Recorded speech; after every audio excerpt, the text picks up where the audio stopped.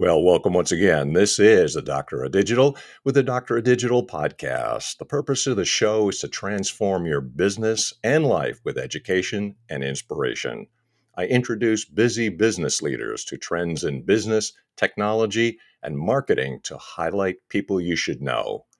Did you know that only 3% of the Latin American consumers trust traditional advertisers, but a whopping 78% trust recommendations from family and people?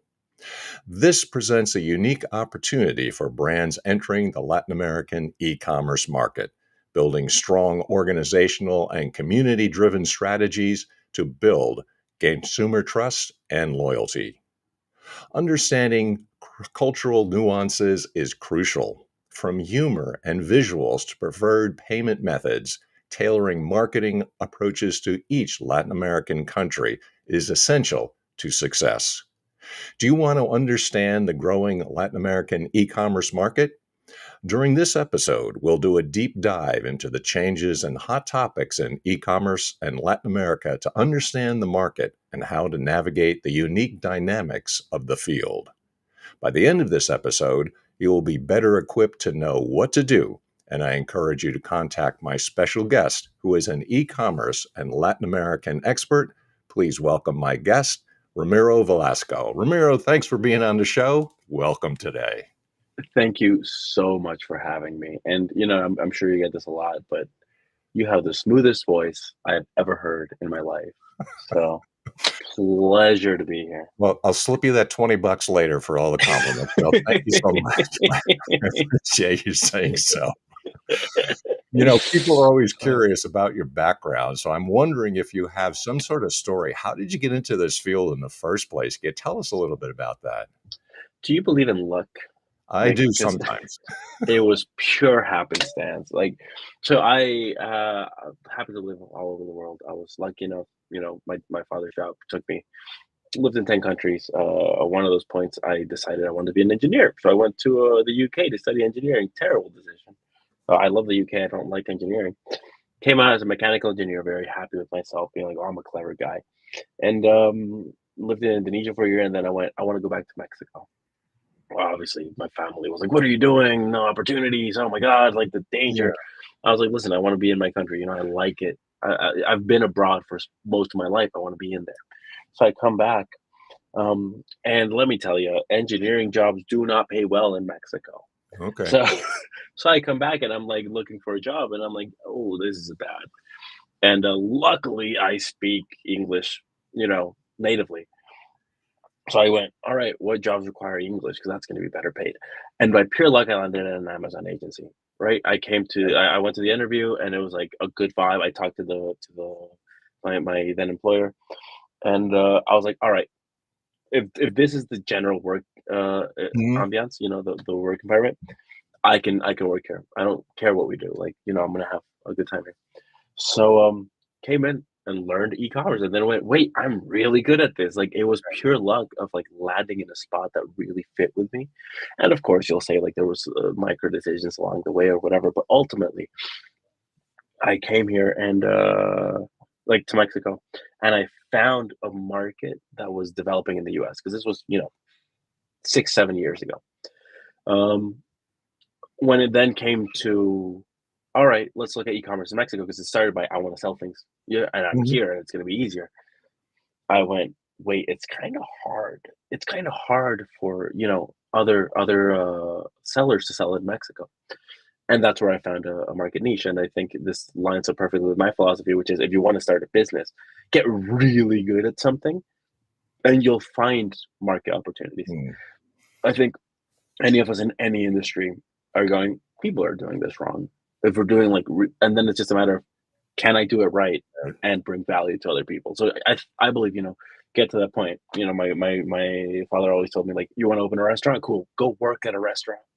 Yeah. Go work at a restaurant for a bunch, Right. and then figure out what they're doing wrong that you can do better, and then do that. So yeah, I'd like to say it was pure luck. Sure, there's a lot of work, and sure Well, there's it happens. When you, yeah. you say this has been happening over several years now, could you say some of the changes, because they're like in anything in technology, there are a lot of changes. What would you say are some of the changes that you've seen and bigger changes?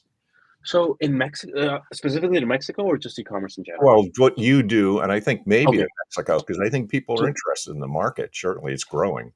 totally. So I think what we're seeing in Latin America is a mirror of what we saw in the US, over the past No. 8 years. So, there was a transition of like, do I want to order online? Does it get to my house? How do I know that it's not going to get stolen? How that it's going to get here? There's this trust period, which we absolutely went to through. Now we're sort of moving out of the distrust period into the Mhm. slow adaptation of, online shopping.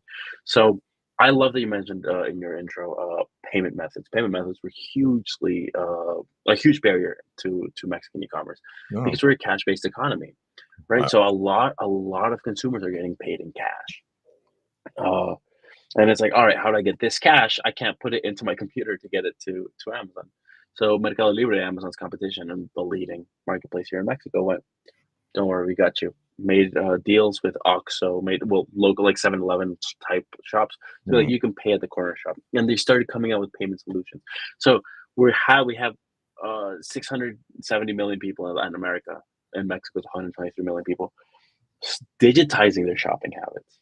So we're seeing a lot of what happened in the US before, which is, top selling products still say 30-day money back guarantee in your listings. And it's like, you can't say that. Well, there's a distrust of you because people don't know you and they're buying online. So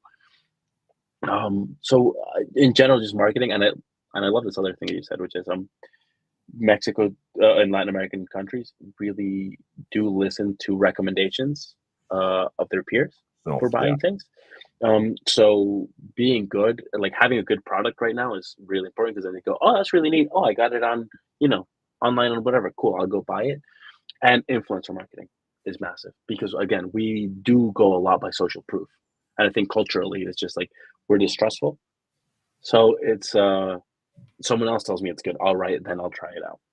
So Gotcha. influencer marketing, off-platform marketing, and the slow digitization of shopping consumer habits are all massive movers in the industry right now. Would those be some of the things that you would say are the hot topics? That is Yeah, what the US has been doing, and then the payment methods, and then also the the peer-to-peer type of recommendations. Those are the hot exactly. trends that are going? Okay. Yeah, exactly. Without getting into the bureaucracy of actually selling in the country, which anyone that sells online and is trying to sell in Mexico knows is a nightmare. Mm. And could you say something about, I think, in reference to the differences between the different types of Latin American cultures, right? So it's not all Spanish, it's not all Hispanic, but there are some differences, right, within there. Absolutely. Like if you're coming in and you're trying to sell like just one size fits all, it's probably not going to work. I had funnily enough, some of this comes a little bit intuitively. I was talking to someone that's trying to get into Latin America last week, and they do clothing. And he was like, I know what sells in the US, so can I send you that? And I was like, sure, but can you send it a couple sizes smaller? Because we're a smaller people. Mm. And he tried, he was like, oh yeah, like the eating habits. And I was like, no, no, I mean, I'm 5'10" and I'm above average. Like we're a smaller people here. So that's just a small sort of tidbit of like how culturally we're different, or like as a market we're different. We have different words for things. In Mexico, you say alberca. In Colombia, you say piscina. Like, and it's like if I go to Colombia and I have the same, sort of language, it feels a little bit foreign. It feels a little bit like there's a disconnect. Let alone Brazil, right? Like, I'm not gonna go in with Spanish, descriptions into a Portuguese-speaking country, but yeah, shopping habits are hugely different in sort of like the marketing aspect. I think on the shopping aspect, we're very similar in the sense that we are primarily cash-based, lower purchasing power countries that are used to things like monthly installment payments, um, which we can apply across Latin America to get better sales and so on. So yeah, It makes a significant difference because that's one of the advantages I think I've had, excuse me, on both the West and East Coast. So on the East Coast, there are Puerto Rican, Cuban, Dominican. On the West Coast, then you're getting Mexican, Central America, and South American, and you can see abs- vast difference. That is so I had never thought of that. You're so right. We're so ingrained with American culture is so universal. We get it all over. And then maybe I'm speaking from a personal space because I do exist in this like the Anglosphere of influence, right? Like ultimately, Mm. my life, the news I consume are mostly in English, like the everything. But so you're used to hearing about like Mexican Americans and then like Definitely. Dominican Americans, and it's like I never made that. Yeah, you're right. Like that's like New York going crazy, and then that's like California going. You're oh my god, that's so interesting. Yeah, and I guess just the advantage of where I've been, just I grew Yeah, up on the East Coast and then I've spent time on the West, and you can see that the patterns are very different. Also, yeah, it's just what you're exposed to and what you know and what you're aware of in your surroundings. yeah, yeah. When you That's so think good. of a business person wanting to do business in the Latin American market, are there certain things that you would recommend? So, I mean, what would a typical business owner who's listening would like to know? How do I break into the Latin American market, or how do I get a bigger presence there? Okay, now you're speaking my language. We have a couple of things. This is a part where I do speak about what I specifically do, what my business does. But um, getting into Latin America in general is hard. We have very protectionist policies in several of the biggest marketplaces. Mexico, for Mhm. example, does not allow for you to sell in Mexico efficiently without an RFC, without a Mexican tax ID. Okay, cool. So now you have to go through the whole process of finding either a distributor, which is sort of the role we play, or a local business entity, which is a nightmare to get from the bureaucracy. Like I had a very Mhm. hard time every time. I have a very hard time every time I open up a new business entity. You have places like Brazil now up to 40% import tax on the way in, and it's like, excuse me, and there's ways around it, but you have to be clever. So for Brazil, there's special trade economic zones, from my understanding, where you can import the product, modify it in some way, and minimize those tariffs. Okay, neat. In Mexico, what we do is we do everything by the book in a way that we can deduct all the costs on the way in, which makes it just the margin a lot better. Also, we take advantage of the crossover zones to make sure that we're getting the fastest deliveries and so on. Because honestly, uh, traditionally, when you get this question, people that aren't in Latin America will say, "Well, just use the North American remote fulfillment program for Amazon, and then Mercado Libre, they have global selling, drop shipping." Keep your stock in the US and send it to Mexico whenever you get an order. As consumers, we know I'm not going to wait 7 days for your product to get here if someone else can get it to me. I don't care if it's a little bit more expensive. If I get it next day, those 6 days are worth something to me, Yeah. right? Okay. So, the first thing, how do I get into Latin America? Market research. Look at what competitors are doing, look at what volumes are doing, and see if it's a market fit. You're not looking for a one-to-one volume from your American sales to your or European sales because they're also very strong, like the pan-European programs. They're not. You're not looking for a one-to-one. You're looking at how difficult would it be for me to dominate this category because I expect this market to keep growing 50% year over year for the next 5 years. Okay, cool. Does that make sense? Cool. Does the yes? Okay, cool. Do the margins make sense? Can Yeah. I eat in that price point? Consider I have taxes to pay, I have duties to pay, I have freight to pay, right? Right. Does, does that make sense still? If it does, cool. Now let's figure out how to sell it.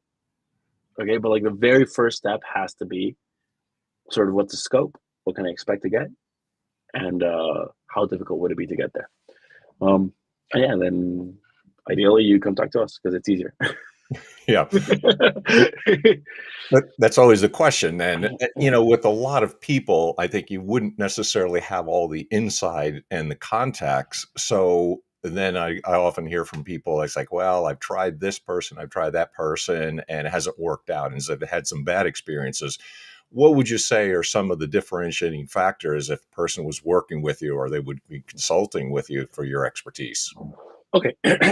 So I went through the miserable experience of setting up a business entity for the first time with foreign partners. So all my partners on my business are American, and Okay. that involved getting apostille documents, copies of their passports, apostille translated copies of like certificate of formation, tax returns, like a lot of really not personal but private information. They're Sure. like, do I want to be sharing all this? I had to go through the absolute like nightmare of chasing around notaries and lawyers and they're like, hey, what are we doing? Are we waiting? Are we waiting? What's up? What's up? Because Yeah. there's a lot of I'll get it to you tomorrow and then it never comes, right? Like there's a lot of this. And then dealing with a tax authority was Wow. I was like, hello, Mr. SAT, which is the IRS equivalent. And I was like, hey, I would like a tax ID so I can give you my money. And they went, we have no available booking slots. I'm like, so what am I? It's silly. It's silly and bureaucratic and slow and inefficient. So ultimately, if you're not in the country and you don't speak the language, you're probably looking at consulting fees like $30,000 to $40,000 Mm, in getting your business entity up and running, as opposed to, I go online and open a business entity in Delaware in like a week. Like, it's so yeah. different. Um, so there's that's a traditional way. I'm going to go through. I'm going to get my business entity, and I'm just going to do things the right way. You know what? The time to recoup your investment is probably a couple of years. Like it's going to be rough. Mm, Because you still need a Mexican partner to own a little percent of the company, from my understanding. You need a Mexican legal representative. You need someone filing your taxes in country, like all these things. Okay. Second option would be what we do. We basically said it's the simplest solution. Like it also makes me it almost makes me sound dumb. I said, wait, we have a business entity already for another thing that we were doing. Why don't we import and become the legal importers on record, right? mm, And we can become the sellers and we can be the distributors. At some point, I would expect the Mexican government to be like, that doesn't seem fair. Like, because it feels like a loophole what we're doing, because we're selling their product on the marketplaces, mhm. then charging a commission on it and deducting all expenses and sending the money back. So suddenly, the time to get your ROI back is however long it takes me to sell that inventory. That is so much faster and so much easier. Um, we do expect, and we're already preparing for, eventualities of like, is that a word? The an event where the government goes, hey, you can't do that anymore.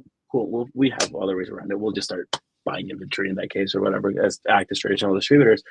But ultimately, we just act as that bridge where we're saying, listen, you don't have to worry about any of that. Just get us your product to Laredo. We'll sell it. We'll pay you when it sells, and Yeah. it's out of my brain. Well, the old saying, it's KISS, right? Keep it simple, stupid. Yeah, So, I mean, exactly. does seem to fit, right? You're already operating, you already have all those things. So why would you go and reinvent the wheel? That seems to make no sense whatsoever for someone coming fresh in the market. We've talked about the changes, we talked about the hot topics, we've talked about basic business advice, and it seems as though this is the simple way to get into the market. How do people reach out to you? How do they get in touch with you? So I mistakenly have my personal access to my personal calendar on our website. So if you want to go to govance.com, that's GOAVANCE. Which, funny story, we came up with that name before knowing how to pronounce it. We said, well, avance is progress in Spanish. It sounds really nice. Go, like it looked nice and written in a nice font. It's like Go Vance. I'm like, oh, it looks. How do we say this? Um, so it's govance.com.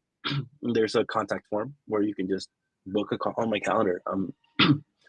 I come from an agency background, like I said before, and my partners come from an agency background, which no two. Um, and it's just so difficult in the agency space because no matter how good you are, because I know I'm good, sometimes you don't, the product's not a good market fit, or sometimes you weren't the right person to market it. So there's a lot of tension on a lot of it, or expectations aren't there. Like in the agency space, it is very common for everyone that works within the agency to feel like there's tension between them and the clients. Mm, I don't like conflict. I don't like people being mad at me. So the reason that it's my calendar in there is so I can go, hey, this is gonna fit or this is not gonna fit. Like I don't want you later. I don't want to tell you something and then later have you be mad at me because that is so draining. It's literally the way I say it is it's literally ROI negative for me to yet sell you something and then have you mad at me and then me being stressed and then not being able to, keep working. So book a call with us. We do a market analysis. We say, hey, this is going to fit. This is not going to fit. This is the price point you want to sell at. This is what your net would look like. Are you comfortable? Cool. Let's move forward. Um, yeah. That makes it also very simple too. And I really like that. It's an upfront approach. We can do business. Fine. Let's move forward. And if we can't, we can't. So I appreciate your time and having all the expertise that you have, the changes, the hot topics, the great story and the great name, and a nice, simple solution for business. So I appreciate all the expertise that you shared with us. Nick, thank you so much, honestly. And thank you for two things. One, letting me come on and talk. And two, not letting me go for too long. 'Cause All right. Thank you, sir. We appreciate your time. Thanks for everything that you shared. Thank you. Bye-bye. Have a good one. You too. Well, so if you like the kinds of things that you're hearing, because we all have great opportunities to listen to people and hear what they have to say. If you like the show, make sure that you are liking, subscribing, sharing, and especially positively reviewing on all those social media outlets. That really helps the show to keep on going. So until next time, we'll see you. Thanks for tuning in today.